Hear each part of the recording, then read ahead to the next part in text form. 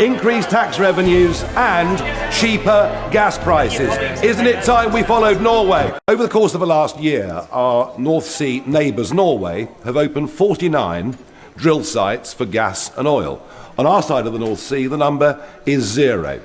Given that our critical reserve of natural gas is down to 2 days and how vulnerable we are, and with talk potentially of energy rationing coming later this year, isn't it time we changed course, got rid of excessive taxation on the exploration companies, opened up the licences, became self-sufficient in natural gas, and with that would come thousands of jobs, increased tax revenues and cheaper gas prices. Isn't it time we followed Norway?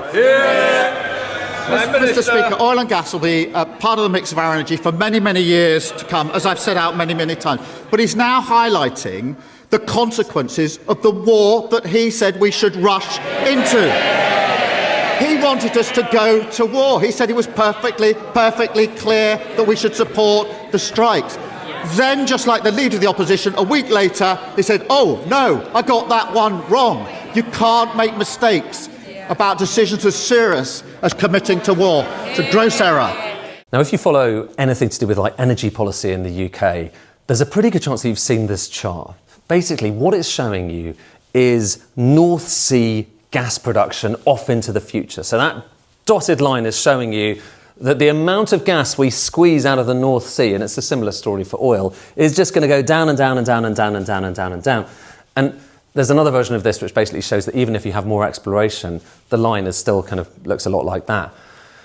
But I've always wondered to myself, is that inevitable? And interestingly, just recently, OE UK, who are kind of the lobby group who represent all of the North Sea producers, they've kind of done a thought experiment, and they've imagined if taxes were lower, if the environment was much more permissive for people to go into the North Sea, what would that line look like? And here's what they say. They say it could look like this. So rather than going down really sharply, it could go down much less quickly.